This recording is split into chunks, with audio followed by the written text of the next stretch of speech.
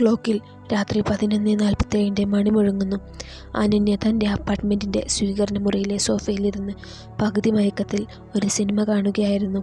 തൻ്റെ അടുത്തുള്ള ടേബിളിൽ വച്ചിരിക്കുന്ന ഫോൺ അടിക്കുന്നു. അവൾ താല്പര്യമില്ലാതെ ഫോൺ എടുക്കുന്നു. ഫോൺ സ്ക്രീനിൻ്റെ പ്രകാശം അവളുടെ മുഖത്ത് പ്രകാശിക്കുന്നു. അവൾക്ക് അവളുടെ സ്വന്തം നമ്പറിൽ നിന്ന് തന്നെ മെസ്സേജ് വന്നിരിക്കുന്നു എന്ന നോട്ടിഫിക്കേഷൻ മൊബൈൽ സ്ക്രീനിൽ തെളിയുന്നു. ഒരു മിസ്റ്റേക്ക് ആയിരിക്കും എന്ന് കരുതി അവൾ മുഖം ചൊളിക്കുന്നു. ആ മെസ്സേജിൽ ഇങ്ങനെയായിരുന്നു: അനന്യ, നിന്റെ പിന്നിലേക്ക് നോക്കരുത്. അനന്യ ഇത് കണ്ട് ഒരു ഭയത്തോടെ ചിരിക്കുന്നു. എന്നാലും അവൾ അതൊരു തമാശയായി കരുതി തള്ളിക്കളയുന്നു. എന്നിട്ട് അവൾ പിന്നിലേക്ക് നോക്കുന്നു. അവിടെ അസാധാരണമായി ഒന്നും തന്നെ ഉണ്ടായിരുന്നില്ല. അവൾ ഫോൺ മാറ്റിവെച്ച് വീണ്ടും സിനിമ കാണാൻ തുടങ്ങി.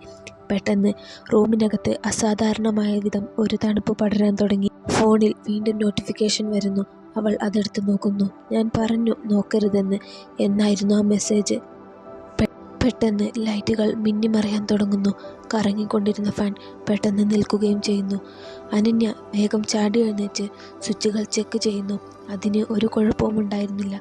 അവൾക്ക് ഇതൊക്കെ അസാധാരണമായി തോന്നാൻ തുടങ്ങി. റൂമിൽ പടരുന്ന പൂർണ്ണ നിശബ്ദത അവളെ ഭയപ്പെടുത്തി.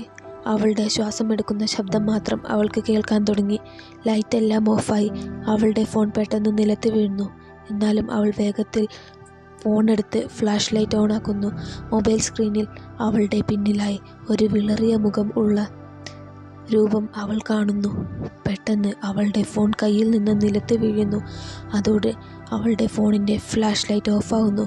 എന്നാൽ സ്ക്രീനിൽ അടുത്തത് നീ. അവളുടെ പെട്ടെന്നുള്ള നിലവിളി ഇരുണ്ട അപ്പാർട്ട്മെൻറ്റിലൂടെ പ്രതിധ്വനിക്കുന്നു. പിന്നെ ഫുൾ സൈലൻസ് ആണ്. പിന്നീട് പോലീസ് അനന്യയുടെ അപ്പാർട്ട്മെൻറ്റിൽ നിൽക്കുന്നതാണ് കാണിക്കുന്നത്. അവളുടെ ഫോൺ മാത്രമേ അവിടെ ഉണ്ടായിരുന്നുള്ളൂ. അതിൽ നേരിയ സൗണ്ടിൽ ഒരു റെക്കോർഡിങ്സ് പ്ലേ ആയിക്കൊണ്ടിരിക്കുന്നു.